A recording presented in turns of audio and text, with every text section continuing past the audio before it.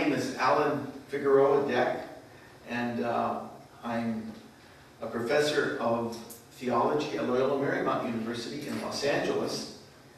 I want to give you a little bit of the background to my presence here and why we're developing this particular topic. My background is not preaching per se, it's pastoral theology, but in particular, most of my life as a Jesuit, and I'm celebrating this year actually 50 years in the Jesuit order, has been devoted to working with other cultural groups or non-European cultural groups, and particularly the Hispanic communities. And so in 2007, I was asked by the bishops of the United States to become the director of a new department, a department that they set up at the Bishops' Conference in Washington, called the Secretariat of Cultural Diversity in the Church. It was a combination of all the various offices that work with the racial ethnic groups, the Latinos, the African Americans, the Asian Pacific Island people, the Native American people, and the travelers and migrants and so forth. It's actually, after the administrative committee, the Committee on Cultural Diversity at the Bishops' Conference is the largest committee of the conference. So it's an interesting focus. In 2007, and for 4 years, I worked in that department. I was part of the group of people that put together a publication and a program called Building Intercultural Competence for Ministers. BICM, we called it, B-I-C-M, Building Intercultural Competence for Ministers. And this is a response to the need that the church has throughout the United States and throughout the world, actually, in the world that we live in, to respond to the reality of what they call interculturality. That is, the encountering that's going on in so many ways, in so many places, of different cultures that are coming into contact with each other in more intense ways and in more perhaps complicated ways than has been the reality of people in the world up to now. This as a result of globalization and modern travel and the economy and a lot of other factors, migration, the movement of peoples, and that this becomes a central piece in the church's mission to evangelize. So my background then is in terms of preparing ministers to work in these intercultural and multicultural contexts. I began preparing this program before the election of Pope Francis. And I wasn't thinking of bringing Pope Francis into it at that moment. But in view of the extraordinary impact that Pope Francis is having on the church and the world, it seems relevant to kind of, as we heard earlier from Father Don Sr.'s presentation, there are certain examples that come from just these first few months of the ministry of Pope Francis that really are really pertinent to the question of preaching and how the church wants to relate to the world around it. So let's begin. I want to begin by saying that what I just said about the reality of the movement of people and globalization, all those things, constitutes for the church a kairos, challenging moment of opportunity. In other words, diversity is all around us in the world, and it affects human beings in a way that is very profound. As researchers have pointed out to us, though, for instance, Robert Putnam, among others, who's a student of religion in the United States, he points out that the first response of people to diversity is not a positive one. People are turned off, they become fearful when they are confronted with people who speak other languages, who look different, who have other religions or whatever. And this is really a fundamental barrier that affects, I would say, all human beings, and we need to be honest about it. So this is a challenge for a church that claims to be Catholic. That is, a church that is reaching out a gospel that wants to be communicated. So yes, this is a moment of kairos where the Spirit is bringing people together, but it's also a moment of great challenge for us. Multicultural and intercultural pastoral context for preaching. As you know, the presence of the Latinos in the Catholic Church of the United States, or the presence of Asian and Pacific Island people, or African American Catholics, or Catholics from Africa, immigrant African peoples. This is something that in our time has become universal in the United States. In other words, years ago you'd say Hispanics and you'd say, oh, that's California and Texas maybe, or you know what I mean? But now in Davenport, Iowa, they're focusing on the reality of the Latino presence, you know? In St. Louis, Missouri, there's attention being paid, and so forth, all over the country. And as a result, preachers find themselves in front of groups, in front of congregations that are made up by a wild mixture of cultures and language groups and so forth. And one of the other features, you know, in the United States, we're used to the national parish, which was a pastoral response to the reality of diversity, going back to the very earliest days of the church in the United States, where we would separate the different groups so that, you know, the Germans would have their German preachers and the Spanish speaking the Spanish and so forth and so on. We were able to do it, and to some extent we still can do that, and we need to do it because some people are not at that point where they can mix very effectively. However, one of the dynamics of parishes throughout the country today is that they're becoming increasingly shared. That's a word that we could use, or multicultural, if you will, but shared parishes where you have more than one cultural group that is dominant. In California, as Father Joel knows, that's the name of the game. I mean, our parishes are made up of 2, 3, 4, 5, or Lord knows how many different groups, and also language communities. And so skills in this area of communicating with different culture groups becomes absolutely fundamental. Thirdly, as you know, the approach that Pope Francis is giving to the Church's understanding of its mission to evangelize is very much in terms of this phrase, go to the peripheries, which was what he said when he stood up in the general congregation before the conclave that elected him, and was speaking to cardinals about his vision of things. And he says that, and we're going to hear this more and more, that the Church must cease being self-referential, that in its pursuit of identity, it really needs to continue to find ways to reach out to others, and that it should not fall into a kind of, the word that he used, narcissism. Narcissism where you kind of just keep looking at yourself. And I think this is a very telling and a very interesting idea. In other words, he's all for evangelization, but not understood as hunkering down, kind of just holding on to what we have. Although we have to be respectful of what we have and maintain our identities. But we also have to open up. So this is a delicate thing, a both and kind of thing, but it's pretty clear that coming from the third world, a very pastoral pope,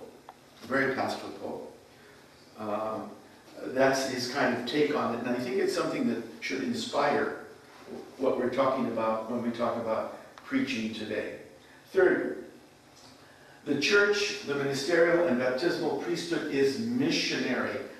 All the ministries are fundamentally missionary, whether it's priest or deacon, and indeed the baptismal call is missionary, so that, as Pope John Paul II said, the Church is missionary in its entirety. So the question of reaching out, of communicating, of engaging, is not something that falls just to one group or other, but by virtue of baptism, it really is proper to all the followers of Jesus Christ. In Aparecida, which was the conference of the Latin American bishops in Brazil, all the Latin American bishops in 2007, Cardinal Bergoglio who was the editor of the final document of that meeting of bishops, pointed out the term, they raised up the term missionary disciples, to refer to all the baptized.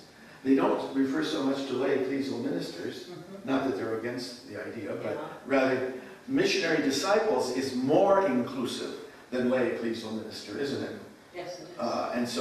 And that's a point that Pope Francis is very strong on, that the way that he put it one time is everything is given in baptism. Yes. Everything is there for us to be responsible for communicating Christ. Huh? That's interesting. And that's a big help, I would think, to preachers, because preachers cannot conceive of what they're doing in isolation from what the whole church is doing. So the missiological character of priestly life, preaching and teaching. In other words, ministry in the church is never a niche. Never a niche. It is always a mission. And the church begins to close in on itself when positions in the church are related to as if they were some kind of position that one has in order to cling on to it. This is not helpful, and it's not consistent with the fundamental missiological thrust of every form of ministry in the church. Cultural competence central to the new evangelization. In other words, when we say that we're preaching and teaching on behalf of the church, we are always fundamentally engaging culture. And if we don't know what culture is, if we don't know how it works, then we're not going to be successful in communicating. It's important to know, what does the church believe? What does the church teach? In other words, the content of the faith is very important, of course. But for preaching, it's obviously not adequate. It's not enough. One has to be able to be understood. What one says has to be received. And there's the rub. Pope Francis, relevant to the spirit of preaching today, speaks about promoting a culture of encounters, going out. He does not talk about culture wars, because the concept of culture wars has the unfortunate connotation of kind of drawing lines and building barriers, you might say, or having some hostility, it's war. But the encounter, the culture of encounter means we Christians, we Catholics have to be good at literally engaging. Engaging people that agree with us, or people that are with us in some ways, and people who are not with us, but we have to engage it. This in a world characterized by so much diversity. Avoiding self-referentiality and narcissism. I thought it was interesting, Father Senior mentioned the other quote. I hadn't seen that one from Pope Francis about how if you become too self-referential, the air gets stale. Yes, yeah. The air gets stale. I think these are very good analogies that Pope Francis likes to use. Of course, the other one we're all familiar with, that those in ministry, especially us priests, we have to have the smell of the sheep, which is an interesting comparison, to have the smell of the sheep. It means we really got to get with them, and be with the sheep. Of course, we know what sheep smell like, but let's not go there. In the U.S., paying attention to the demographic shift, to the people, especially newcomers, immigrants, and outsiders, this gives a vision of evangelizing that is the most constructive and positive that we could have. Because fundamentally, it is the way of Christ. Huh? Christ related to everybody. Christ showed love and care for everybody, but in a special way, he reached out to the marginal, to the people on the edge. Huh? And we see that's pretty obvious. The lepers, the lame, women who, as a male in that culture, he really was not authorized too much to deal with. He was reaching out to women and so forth and so on. So that's a fundamental aspect. And here in our country, the demographic shift has been so dramatic. We have become a church now primarily of non-European peoples. And so that's an interesting development. We've always been a European church, and now more and more moving forward, we're a church of non-European people. the majority of Catholics under the age of 35 in our country are not, European American, they're Hispanic and Asian and so forth and so on. Outreach to the peripheries, to the marginal, and especially the poor. Okay. Now, at the heart of this question of cultural competency in preaching is something that I believe that Pope Francis has been demonstrating quite remarkably, but it's something that is in the Church's understanding of its mission. Pope Benedict understands evangelization as a mutual giving and receiving. Now, the point of that is that when I am preaching, I'm not only communicating something that I have to an audience or to a group, but I am also showing that I have received something from them. I'm also showing that I know something about them. I'm also demonstrating a concern for them and an openness to take in what it is that they have to offer. So I think it's a real simple concept, but yes, preaching and teaching in the church has to be mutual. There's a mutuality, characterized by kind of mutuality. Now, I like to go back to St. Augustine and St. Thomas Aquinas on the importance of the audience receiving the message. One of the great treatises on preaching and teaching, De Doctrina Christiana, there's very insightful things that St. Augustine a long time ago was saying about this. And one of those things was, if you know your audience, if you know what makes them happy, if you know what makes them sad, if you know what makes them cry, you're going to be able to accomplish the purposes of preaching, to teach, to please, and to, what was the third one? And to motivate. And to motivate, so that, yes, we're not going to get to first base with whoever it is that is before us if we don't have a sense of who they are, where they are, and can somehow tap into that reality. It's not just a question of tapping into what we know about God or what we know about faith, what we know about our own experiences. It's about understanding and showing some respect and regard, knowledge for the experiences of others.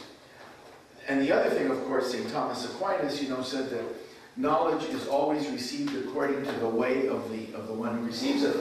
I mean, that's a simple principle, But yes, that's right. So if indeed knowledge is received according to the manner of the person who's receiving it, then we better know the manner of the person receiving it, right? So there's the rub. So we need to understand this. But this is a big challenge, isn't it? How in the world do you do this with a congregation in front of you that's made up of many different cultures, you see? So today's preaching implies a kind of cosmopolitan ability of the preacher to kind of enter into a variety of cultures, And that's a challenge. That's something that we're up against in the world the way it is today. The method, therefore, must be inductive. By inductive, I mean you don't start with your ideas. You start with the reality there. And then you bring your ideas. You bring the faith. You bring church teaching. You bring the scripture. But you need to start in an inductive manner, to get into relationship with who it is in front of you. And then and another way to say this would be we need to contextualize. We need to be good at contextualizing, which means paying attention to all the signs that the people around us are giving regarding what they're passionate about, what their issues are, what they're concerned about, what their needs are, where they are, in order so that we can build the vision of where we want to go upon that. Because if we don't, we're not going to get anywhere. It's quite remarkable. All over the world, word is coming in. People are coming back to the church. And you ask them, why are they coming back to the church? We like this Pope. Okay, now, it's not to say anything to put down Pope Benedict, or any other Pope, as far as that goes, but it is an interesting observation. We have to ask ourselves, what is it that they like about it? I say that it was very obvious the first day he was presented to us. When he came out on that balcony, how many of you saw that? He came out on the balcony in St. Peter's, and he was silent, and he just stood there and he looked. And then the first thing he said was, "Buonasera." Hello. Okay, kind of takes the ice off of things, breaks the ice. And then he bows down like this and he says, would you pray for me? Yes, yes. It says almost everything. Because what it says is, it's not about the Pope. It's about Christ. It's about us. And it's about you. So the focus then is the audience. Who's out there? They're the ones. So that he kind of, it's a simple thing, but it did win them over, didn't it? And he continues to, in simple ways, with his demeanor, his manner, okay? And of course, it points out something very obvious, that people are always seeing the human reality of the preacher in front of them when we preach. So that if there is coherence, if there is spirituality, if there is these things, they're going to detect it, you know? So we all are put on notice that if we dare to preach, you know, we need to be preaching what we really believe, you know, and it has to be from the heart. No more, you can't have, you know, play acting here. Okay, now here's the third point relevant to paying attention to your audience. Get beyond the Enlightenment mindset. Those of us who are in academia might appreciate what I'm saying here. Get beyond the Enlightenment mindset that dismisses the people as uninformed, ignorant, superstitious, and privileges the mind over affectivity. This is a big, big issue because for about 200 years, the church, in the face of the Protestant Reformation, in its desire to be credible in the world of learning and theology, and consistent with the church's regard for the intelligence, and so forth, you know, got into the culture of the Western world, which was very much centered on, you know, the Enlightenment principles, scientific truth, and so forth and so on. Even though the church in some ways resisted this trend because it criticized a lot the tradition and church teaching, in a lot of ways, eventually, our seminaries, our Catholic higher education, our theologians kind of got in with it, and we became critical, modern thinkers. And one of the bad aspects of that is that this Enlightenment mindset began with a putting down the wisdom of the community, or seeing itself as superior to the simple faith of the believer, this kind of thing. And by the way, Pope Francis, in writing that he's done in Argentina, has mentioned about the problem of the Enlightenment mentality specifically, explicitly. And I think that in Catholic education there is that problem because the church needs to show regard for the Spirit present in the hearts of all the faithful. And actually, the Spirit present actually in the heart of all humanity, not just the faithful, which is an interesting... And all creation. Yes, and all creation. As we heard earlier today in the references to Dei Verbum. That's right. Fascinating, huh? Dei Verbum. But anyway, reaching out to the heart, the point being that unless you're a Jesuit, most people respond to what they respond with affectively. They're not just always using their intelligence to judge and discriminate. You know, that's a joke. I'm trying to be funny. But, you know, most people are moved by affectivity, by the heart. You know? And so you can be very rational and correct about what you say, but it's not necessarily going to move anybody to do anything. And so for the purposes of preaching, we need to take into account the need to communicate to the affectivity and not just to the intelligence. So it's not that the intelligence is not important, it is. But for most people, you go to the heart and then to the head, not to the head and then to the heart.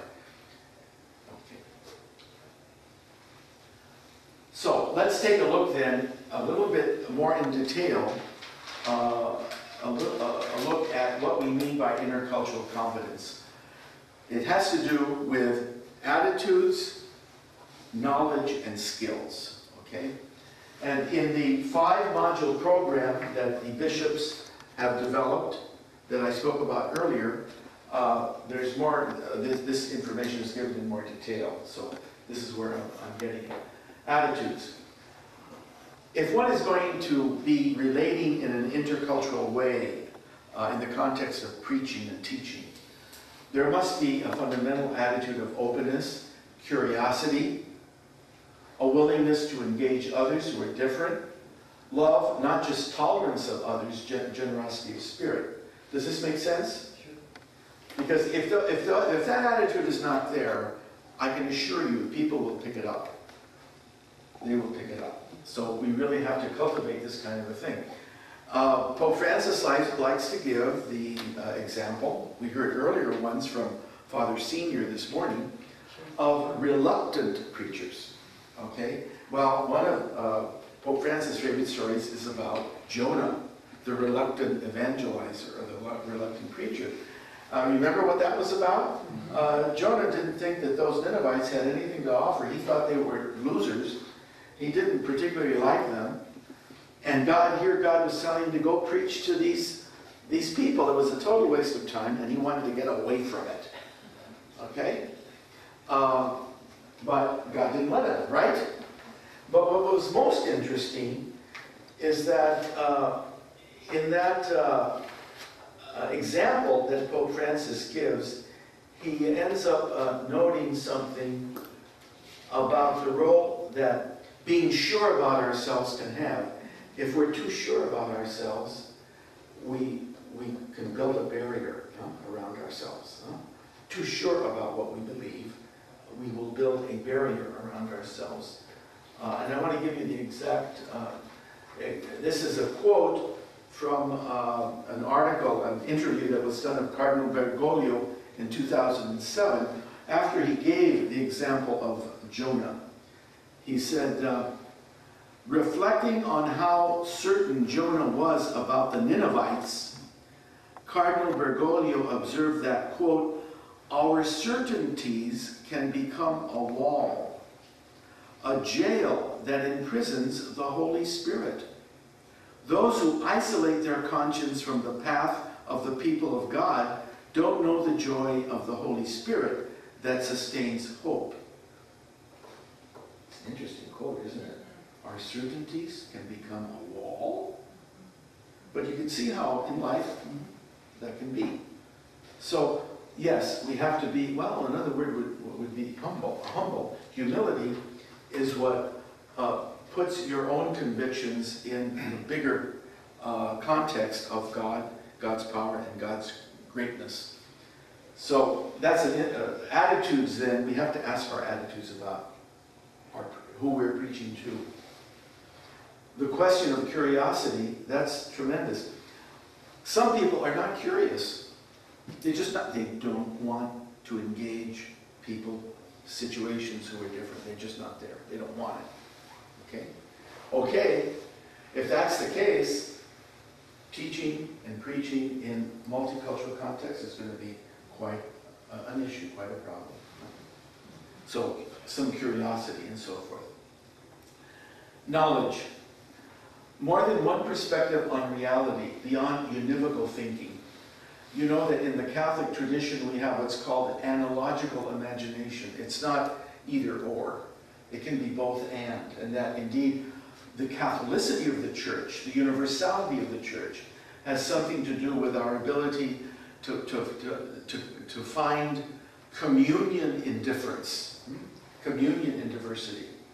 In other words, not to separate ourselves from what is different, but to find a way to embrace what is different, to engage what is different. And this is all part of a way of thinking in the Catholic tradition. There's also sensitivity. We need to know how different cultures relate to learning and preaching and teaching. I don't know if you're familiar with the anthropologist Edward Hall, but Edward Hall, has written about how different cultures relate to information and communication in different ways. Low context cultures would be ones in which the people go for the kernel of the content of what's being said.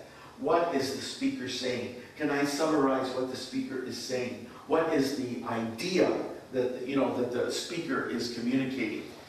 It appears that the Nordic cultures are into this more low context way. They want to get, don't beat around the bush. Tell me what you want to tell me. Get to the point. Okay? There are other cultures, and frequently they're in the southern hemisphere, which there's a lot of people in the church these days. Their interest is, well, they want to know the what of what you're saying, but they're really just as interested or more interested in the how you said it. They're paying attention to the expressions on your face, the gestures that you make, the tone of your words. See what I mean? And these things are somewhat undefinable, aren't they? And yet, some cultures really make a big deal about those things. Huh? So we need to understand the Latin American peoples generally would be a more high context. They're looking for, I don't know how many, a few times that I've heard people will come out of Mass and I'll ask the grandma, well, I was standing in the back of the door. I wasn't the presider. I wasn't the preacher. I'd say, oh, how was it today? And the lady would look up to me and she'd say, oh, I think Father was a little tired, wasn't he? Although it is true that one day, one lady said, Father, excuse me, do you think that Father believes in God? Because he was, the tone to her was like he was totally disinterested in what was going on in the liturgy, in the Mass, in the preaching. So that these things, people pay attention to these things. Huh? So there's a whole field in anthropology about that, but it's very relevant to intercultural sensitivity, how to understand that. How do we learn these things? Well, the one way that we learn these things is by paying attention, getting to know other people's. Huh? So if we don't do that, we're not necessarily going to be sensitive to this kind of thing. Skills. Emotional intelligence, empathy, toleration of ambiguity, adaptability, ability to reach the heart. All of those kinds of skills will allow a person to engage and to enter into relationship, because I think we heard it earlier once again in Father Senior's talk about the power not of the message itself that we are communicating, although it certainly does have a power, but the power that the relationship that we have with those to whom we are talking has to affect the outcome. Huh? Because it's one thing to teach, a lesson plan. It's another thing to really move people, huh? So that it changes their lives. And there's the point of this. And that will come about when people sense, when our hearers sense that that they are in relationship, huh?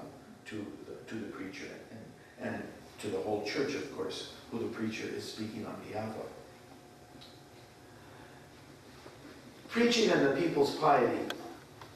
There's a section in the bishop's recent instruction, Preaching the Mystery of Faith, pages 35 to 40, where they go into, it's about 3 or 4 pages, about the importance of popular religion, especially when we're working with Hispanic American people. But I would say a lot of other people, certainly the Filipino people, with many of the Asian groups, and even your European American people, the devotions, the devotional life.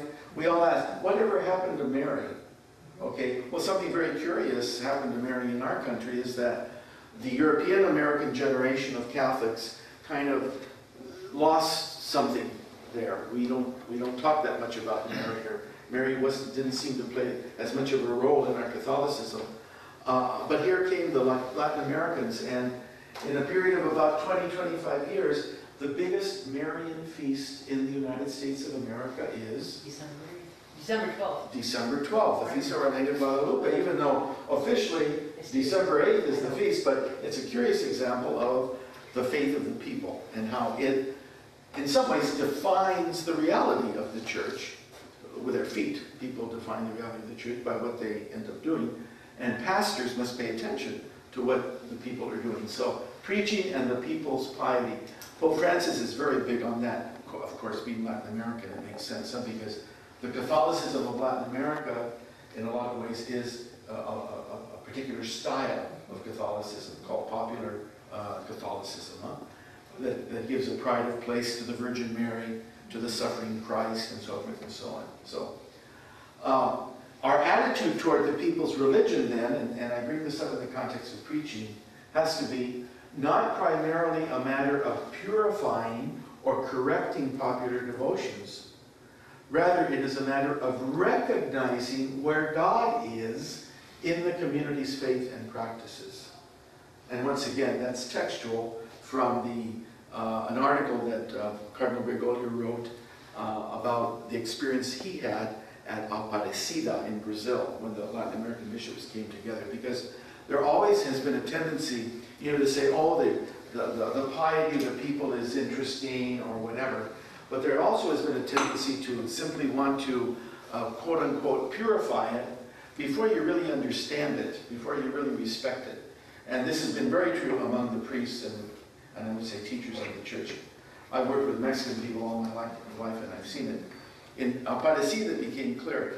Yes, there are undoubtedly things that need to be corrected in popular devotions, but by and large, they're very constructive, they're very popular, and we need to pay attention to how the Spirit is speaking to us through popular practices.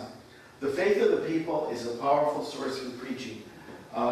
In other words, not just the scriptures, the magisterium and theology, but also the faith of the people, the example of the people. Maybe I mentioned this later on, but I want to mention it here. Has anyone noticed that in the earliest declarations of Pope Francis, whether it be his messages at the Angelus or his preaching, he has cited his grandmother, or he has quoted a layman who came to confession to him. And indeed, on one occasion he said, as this gentleman who came to confession to me reminded me, and then he would say, and he said, oh yes, and I didn't get that from somebody from Notre Dame, or somebody from the Gregorian. He didn't say Notre Dame. He said the Gregorian. Yes, you have to. Remember that? Interesting, huh? And frequently he's talked about his grandmother and mentioned the fact, which is true of many Latin American Catholics, that their main religious teacher was their mother or their grandmother.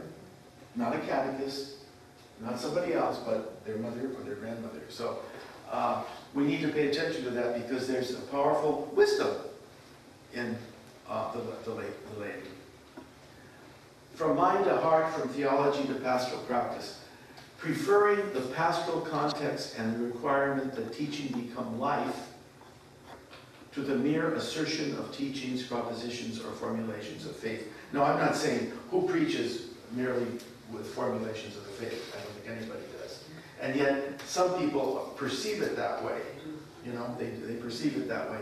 So, I believe that Pope Benedict, when he came to the United States, reminded us, it was a simple statement when he was talking to the bishops in the basement of the Basilica of the Immaculate Conception in Washington. He said, dogma is not enough. Dogma must become life. Exactly. Dogma must become life. So there's the rub. How does it become life? And in preaching, there has to be the ability to make the connection between the scripture, the tradition, whatever it is that we're preaching on, and what's going on in the lives of people. And of course, as we noted earlier, that means becoming persons ourselves of spirituality, becoming persons who are reflective of how God works in our own life, so that we can help other people discover how God is working in their lives. That kind of thing. We must remain dialogical, that is, in relationship with the audience. We're not here just to tell you something. We're here to receive something from you. We're here to have a little give and take. Not above it, we're not above you, we're not lording it over you, we're not beyond you, but we're with you. Huh? We're with you. And when preaching is like that, maybe a little bit more into relationship, showing more a desire to establish relationship, it certainly is going to be more effective. In the Hispanic context, and that's the leading indicator of the church's future in the United States. In other words, how the Hispanic community responds to what we're doing is going to define the success of the church in our country to a large extent, not because the demographic is just that. That's the demographic. The goal of preaching and ministry is ecclesial integration, not assimilation, according to preaching the mystery of faith. That's an important point. And by that we mean this, that it's a big mistake for teachers and preachers to convey the idea that newcomers, the diverse members of the community, will be accepted if they simply assimilate to what the main group is. You know, if you're all welcome here, but we're all becoming European American Catholics here, because that's the group that sets the pace for this place. A long time ago, the bishops made the point that this is not the way to proceed. We need to be involved with integration, ecclesial integration, which means develop a way of having Christian community that respects the particularity of the different cultures that we deal with. That doesn't try to absorb them all into a one-size-fits-all. This is, you know, one way of being church, because as we know, there is not just one way. There are several ways, thank God. And I put that there because that's just an illustration of the point that in our preaching and teaching with a very significant group in the American Catholic Church, the Hispanics, we have to have a mutual relationship, one that will receive what's distinctive about them, and at the same time help them receive what it is that the American experience is offering them. Huh? So a give and a take. In a speech that Pope Francis gave, a message that he sent to the editors of Civiltà Cattolica. I don't know if you've heard of Civiltà Cattolica. It's a semi-official Vatican magazine, journal, that the Jesuits edit in Rome. And he was talking to them about the ministry that they have as journalists. But I thought it was very pertinent to what we're talking about here. It's all about dialogue, discernment, and new frontiers, engagement with new frontiers. You know, the Second Vatican Council told us that evangelization has two wings. Proclamation, you know, declare the truth about God, about Christ, about the world. Huh? So proclamation and dialogue. In other words, if you just do proclamation, you've got one wing. Okay? And if you just do dialogue, you've just got one wing. So you've got to have dialogue, you've got to have a message, you have to have a content, yes, you have to have an identity, but you also have to, the method of dialogue is not optional. It's absolutely fundamental. It's absolutely fundamental. Because it is the way that the church is telling us that we need to proceed for all evangelizing today, huh? Dialogue. And discernment would be, we must remain open to the different sources of information about life, about reality, about what's going on. That we need to pray about things, we need to take it under consideration, and we need to invoke the Holy Spirit to help us. We must be in a discerning mode, which means be open to new learning, to new learning that will come along if we're going to be responding to where God is taking us and where the community is going. Engagement with new frontiers. The focus of a pope that comes from the third world is not going to be Europe, okay? And it's not even going to be the United States of America. It's going to be Africa, Asia, and Latin America. And this makes perfect logic, doesn't it? I mean, it's the reality of the church in its biggest percentage or proportion. So yes, there are new frontiers. For instance, preaching Christ in the Asian environment. Remember that Christianity is an ancient religion, but the religions of Asia are more ancient than Christianity. Okay, so what does that mean? It means that we must show some respect, and that indeed, yes, how is the Spirit present in other religions? So this is intercultural, interreligious dialogue. So I think you will be open to the various frontiers. The church grows the fastest in Africa. What does that mean? The African peoples now are going to make a lot of contributions to the church, given their presence, their numbers, the dynamism of the church in Africa is remarkable, huh? And then he himself, Latin American. Well, that's another world. Latin America is interesting because it is kind of a bridge world. 500 years of Christianity in Latin America. So it's not like Africa or like Asia, but yet it still is rooted in indigenous world, huh? And the African world that was brought to the Americas, huh? Over the Spanish colonial period. So Latin America is in some ways Western, but not Western, huh? It's also Native American and African. So it's very rich in that respect. So these are some of the new frontiers that we are being called upon to deal with. And these frontiers are not only in the world in general, but they're in our parishes. They're in our cities. They're in our communities all over the United States today. A basic requirement for effective preaching today. Intercultural competence. So that's what we've been saying, just to kind of bring this together. Attitudes, knowledge, and skills in cultural and intercultural contexts is very important. We need to get into the details of it. This program is one way to begin to do it, huh? A lot has been written about intercultural studies, and a lot can be learned. Pope Francis is very big on the concept of apostolic fervor. Apostolic fervor for preaching. A firm resolve inspired by the internal action of the Holy Spirit and the preacher's magnanimity, rather than external practices or religious appearances. Interesting. This is authenticity, the real thing. In other words, to the extent that the preacher is the real thing, this is going to be communicated. Huh? So this is a challenge to all of us, huh, to become the real thing. That is, a person of faith. A person for whom God is the center of their lives, and so forth and so on. A missionary disciple of Jesus Christ. You know? Becoming what we preach.